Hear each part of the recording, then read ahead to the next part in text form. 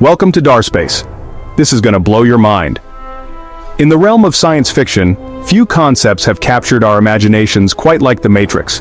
The film, released in 1999, introduced us to a world where the lines between reality and illusion are blurred. It posed a question that has intrigued humanity for ages. What if our perceived reality is nothing more than an elaborate computer simulation? The iconic film presented a world where reality was nothing more than a computer simulation, a digital construct designed to keep us unaware of the true nature of our existence.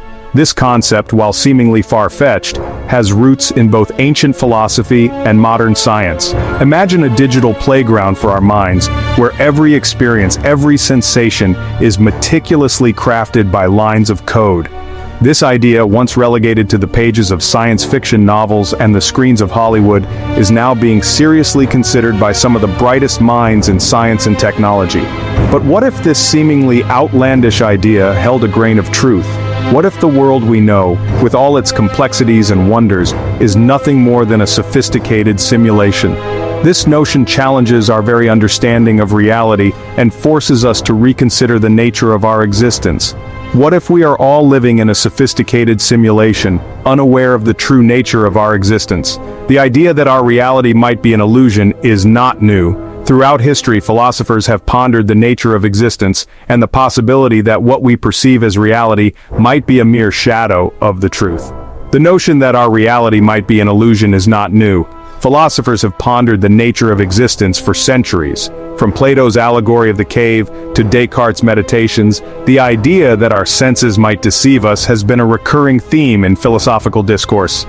These ancient thinkers laid the groundwork for modern discussions about the nature of reality.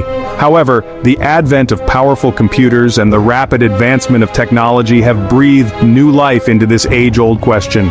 Today, we have the computational power to create incredibly realistic simulations, and this has led some to speculate that our own universe might be one such simulation.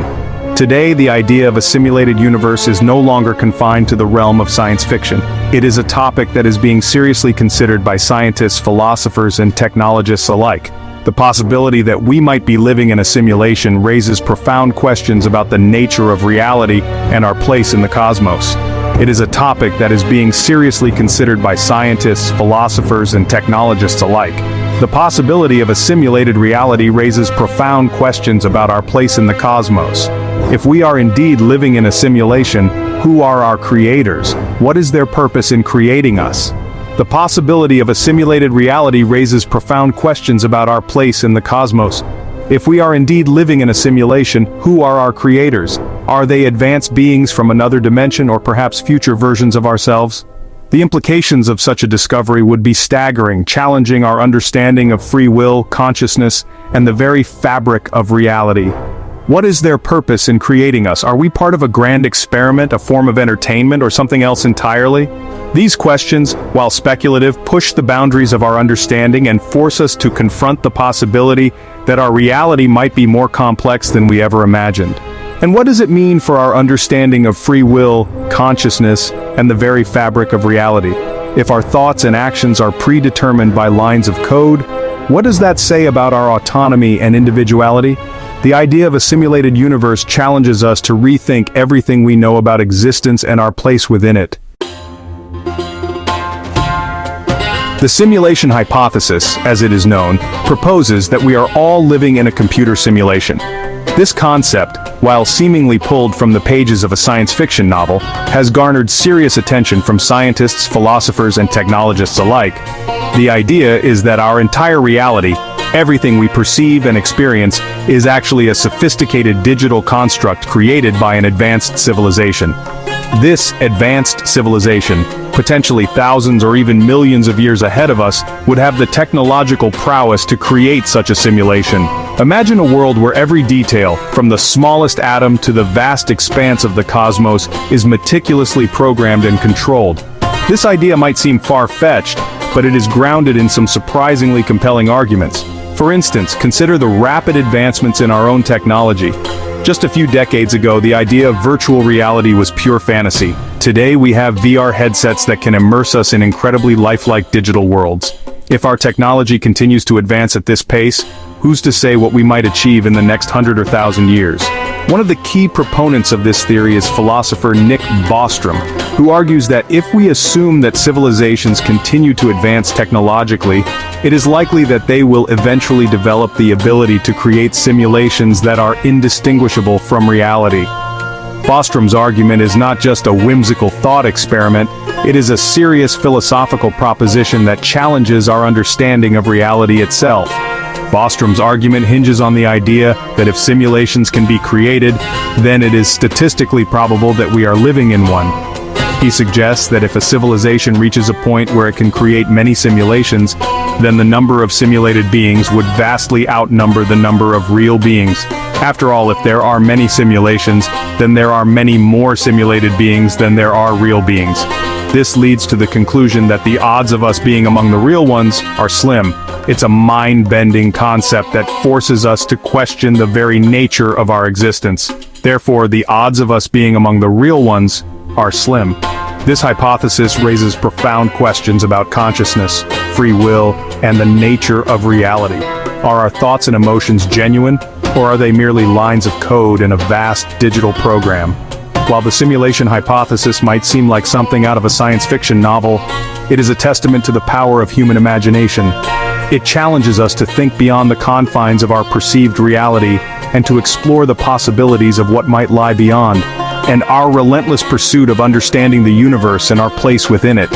Whether or not we are living in a simulation, the very act of questioning our reality is a profound exercise in human curiosity and intellect. It pushes the boundaries of science, philosophy, and technology, driving us to seek deeper truths about our existence. The question of whether or not we are living in a simulation is not just a scientific one, it is also a deeply philosophical one. This intriguing idea has captured the imagination of scientists, philosophers, and even the general public. The simulation hypothesis suggests that our reality might be an artificial construct, created by an advanced civilization or even by future versions of ourselves. This concept forces us to rethink everything we know about existence, reality, and our place in the universe. Allegory of the cave, which suggested that the world we perceive is just a shadow of the true reality. Similarly, René Descartes, the French philosopher, questioned the reliability of our senses and famously concluded, "I think, therefore I am," emphasizing the certainty of one's own existence amidst the uncertainty of everything else. The idea of a simulated reality challenges our most fundamental assumptions about the world and forces us to confront the possibility that everything we experience might be an illusion. This notion is not just a modern-day curiosity, but has deep roots in philosophical thought. The Matrix, a popular science fiction film, brought this idea into mainstream culture, making us question the nature of our reality and the possibility that we might be living in a computer-generated world. One philosophical perspective that is relevant to the simulation hypothesis is that of solipsism. Solipsism is the belief that only one's own mind is sure to exist. This extreme view highlights the difficulty of proving the existence of anything outside of our own minds. If we cannot be certain of the existence of the external world, how can we be sure that it is not a simulation? This line of thought leads us to question the very nature of reality and our ability to perceive it accurately. After all, everything we experience is filtered through our senses and interpreted by our brains. Our senses can be deceived, as evidenced by optical illusions and other sensory tricks. This raises the question of whether our perception of reality is truly accurate, or if it is merely a construct of our minds. The brain, as the central processing unit of our experiences, plays a crucial role in shaping our understanding of the world around us. Another philosophical concept that is relevant to this discussion is the idea of subjective reality. This view holds that reality is not objective, but is instead created by our own minds. In other words, what we perceive as reality is simply our own interpretation of sensory data. This idea is often summed up by the phrase, "perception is reality." Our individual experiences and perceptions shape our understanding of the world, making reality a highly personal and subjective experience. The implications of the simulation hypothesis extend beyond philosophy and into the realm of science and technology. Advances in virtual reality and artificial intelligence bring us closer to creating highly realistic simulations, blurring the line between the virtual and the real. If we can create convincing simulations, it raises the possibility that our own reality might be a simulation created by a more advanced civilization. This idea challenges our understanding of existence and forces us to consider the possibility that we are not the creators of our own reality but rather participants in a grand simulation. The question of whether we are living in a simulation is not just an academic exercise, it has profound implications for our understanding of reality, consciousness, and our place in the universe. If we are indeed living in a simulation, it raises questions about the nature of the simulators and their purpose in creating our reality. Are we part of an experiment, a form of entertainment, or something else entirely? These questions push the boundaries of our understanding and challenge us to think beyond the limits of our current knowledge.